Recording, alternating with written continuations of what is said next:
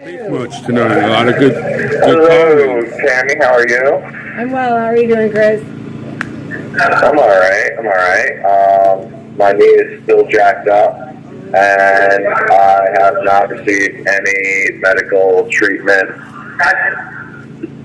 Yeah. Oh, you've got a track. Hold on 1 second. Let me get out of here. Hold on 1 second, guys. Get out the way. Sorry about that. You got rough.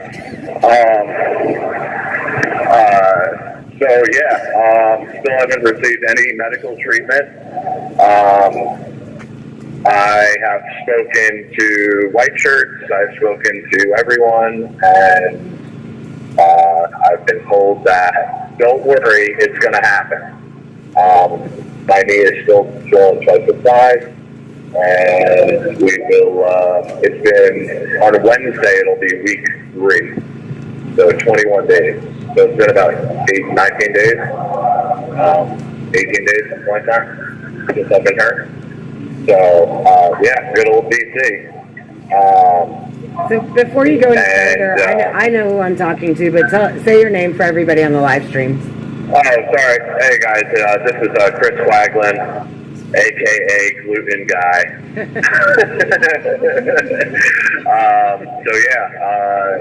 Just to, I know I keep on beating a dead horse, but, DC was the jail that I was here in October of 21. My discovery was here. I was here. Judge McFadden told me he wanted me here, and my prosecutor, Melissa Jackson, said, and I quote, "Oh, I'm sure the DC jail can handle Quaglin's diet. It's gluten-free. It's not a big deal." And then I didn't eat, basically, I didn't eat 3 meals a day since I had been here. They blatantly threw, like, wheat bread and stuff in my trays. To the point where they would throw like a half a loaf of bread in my tray just as like spite. I never got a second tray when I would send it back to them. And then I was moved. I was moved to Lewisburg to Alexandria to Northern Neck to Rappahannock, back to DC. I should have gone home multiple times because of I had a habeas corpus that I had filed, and then Judge McFadden threw it out without even having me testify, which was absolutely ridiculous. I mean, we had shown tons of proof that I was being tortured. Right. The jail now has come to the point where, for now, I have a letter that I wrote to the judge dated August 12th, and I'm still trying to get this printed out, and I'm still trying to get it printed out. I said that on Monday I was going to start reading it on the Vigil, because it was supposed to be a private, just because I didn't want to go the Joe McBride route and go straight to the media and piss off the judge. I wanted to send it to him as a quote-unquote email. If you want, Chris, you can send me the letter, and I'll print it out and take it to him. The problem is I can't get it printed out. I can't, and it's 18 pages long. Yeah, but it's 18 pages long. Number 12. Yeah. Font. Yeah, it goes through everything, because I'm saying, listen, I want all of this on the record one last time. I will read the first couple paragraphs just today because it doesn't say much, but it does say enough. And then it gets into the nitty-gritty details. Again, it was dated April 12th. It says, Judge McFadden, I'm adding this document pro se. First, I'd like to send you this as an email and not put this and not put this on the record at this time, if this is possible. I also reserve the right to file this on the record and to send this to anyone I desire at a later time. I'd also like to start by saying I would like my whole file unredacted and I'm kind of active in this. Unredacted and unsealed. The only reason why I want this to be a private email first and only given to the court because of my personal feelings that you are being told what to do and not to do by a political power, and to give the court the chance to do the right thing by granting me a mistrial or a retrial. If anyone doesn't know, I was basically, my lawyer left after a year and a half of being my lawyer, illegally. He broke his oath. He said that I fired him. I never fired him. And then I was given a new lawyer, and she only had 45 days to be my lawyer and to go over my whole file, my whole case. And we spent approximately 4 hours together. So that supposedly 4 hours is enough to go over, and that's over. And we didn't even talk about the case. We just talked about, oh, well, this is what I want to do, and this is what I want to do, and oh, we should start by sending out, a plea offer, and what you're comfortable with, and this and that. Which then, of course, took forever, and then it was rejected by the DC by the DC court, or by the prosecutor. But anyway, this letter would have been received by the court a lot sooner, but for some reason, the DC jail has fought me every step of the way to get this document printed out and sent to you certified mail. As they have with me getting a laptop, me getting my discovery, moving me to other jails, allowing me to see my lawyers, letting me talk to my lawyers on non-recorded email or phone line, and following your court-mandated medical needed diet, which took 2 years, by the way, to get. Also, the court was well aware my counsel was delayed to see me because of the hurricane down in Florida. Maria Rodriguez was then denied entry to the jail, even though other lawyers were granted access, including Monaco and Ball, who saw their lawyers the same exact day. If there are any spelling mistakes, I apologize. Word was deleted off of the jail computers about 3 days after I announced that I had a long document that I was sending into the court on the Vigil that we know is monitored by the FBI and the DC jail. I've been told that, quote, I can't say certain things or you'll throw the book at me, end quote. Well, now I'm about to be sentenced. All of my lawyers kept on saying that this wasn't the time to bring up these issues and to wait. We are out of time. I assume 90% of what I thought you were told you probably haven't been told or never read in the previous motion. So some of this might be repeated, but it can certainly be backed up by this previous filing. Throw the book at you if you must. I'm here to set this record straight. You may not be used to this, but I'm here to tell the whole truth. I'm here to tell the truth, the whole truth, and nothing but the truth. This is something my lawyers and the government haven't done to date. And then it goes into court transcripts and audio,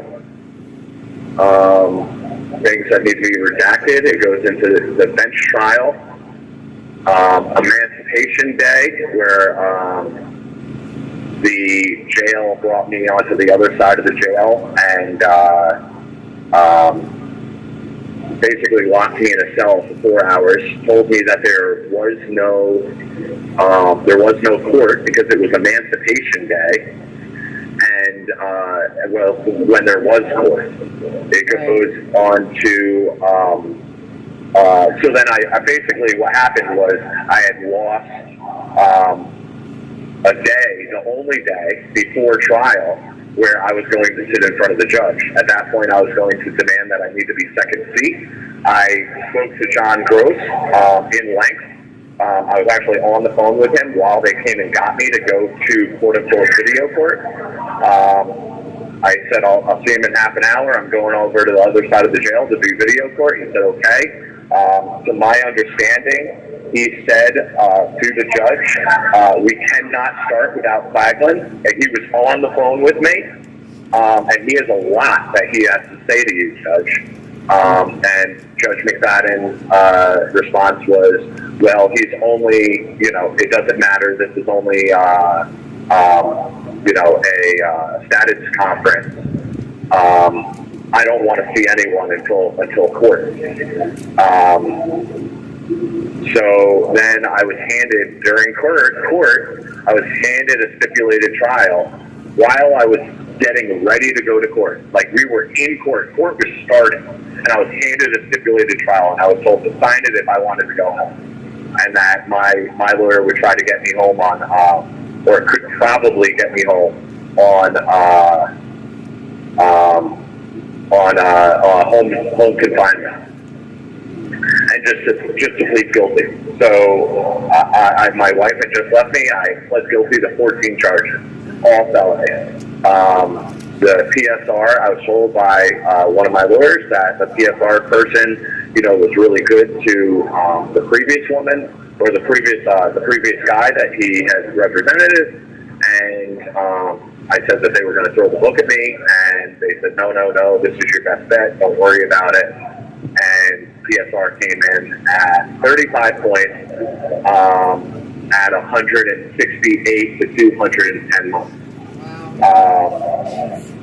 Yeah, so I'm quoting on the record that I had spoken to you guys, and I was sick to my stomach. I never wanted to do that, but I wasn't in the right state of mind.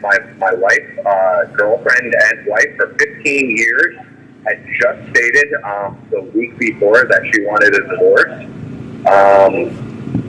So it goes into the stipulated trial argument, and how that basically, and I'm going to read this. Starting tomorrow, I'm going to read this, and the judge is going to be freaking furious.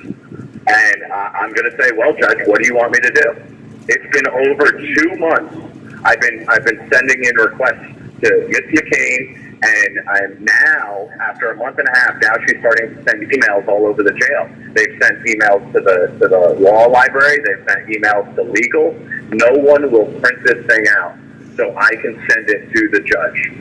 Absolutely no one. I don't have a lawyer. My lawyer, Maria Rodriguez, told me that after it caused a big fight that she couldn't see me, that she supposedly came down to the jail, and which she did, and I was furious that she didn't make a video and say, I want someone's name, and I want this name, and I want that name, and I want to file a complaint in person right now because I can't see my client, because they said, oh, it's because of COVID. Guess what? I was never tested positive for COVID. Never. Right. So there, and then they from having a video visit either. 100%. A video visit, or a visit behind glass, or a visit with my mask on.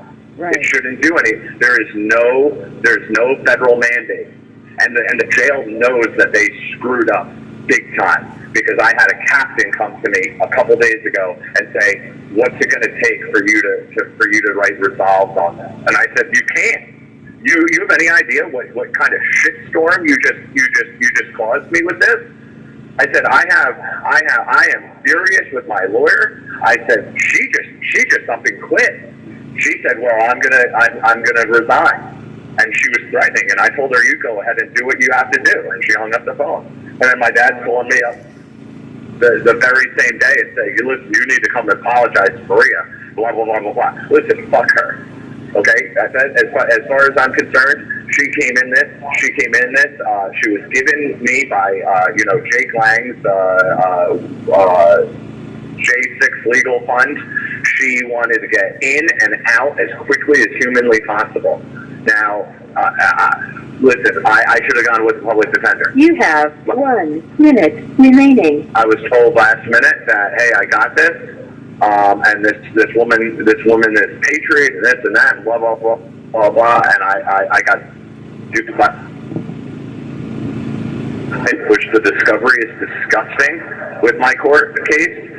They kept the discovery from me for over a year. It goes into the evidence, which I can prove that the government used falsified evidence, and they lied throughout my whole grand jury indictment. 100% lie. Their main piece of evidence is a 100% lie. It goes into Joe McBride and all the bullshit that he did for over a year.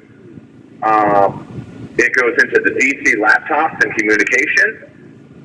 It goes into phone transcripts, because everything I'm saying can be proven. It goes into my torture that I lost over 200 pounds in lost weight. I should be about 185 pounds, 190 pounds. Thank you for you. I knew she was going to get us. He always lets that happen.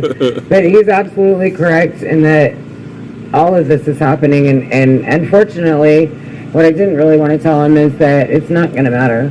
What he says to the judge is just going to make the judge more mad. He's going to get more time. Yeah. And, you know, and that's just another example of these shitty lawyers shoving crappy deals at these guys, telling them, oh, we've got this covered. They don't have anything covered. Home detention to 210 months, that seems like a pretty big difference there. And, you know, I don't think any lawyer should get paid. I'm sorry, I haven't seen a lawyer worth paying yet in all of these cases. And the ones that do get paid end up getting themselves fired or quitting the cases or whatever, so they don't end up having to do the work when it comes time for these trials. And then these guys are left high and dry with nothing, no representation, they have no money left, and, you know, and they're screwed. So, you know, I implore everyone to go ahead and take that public defender.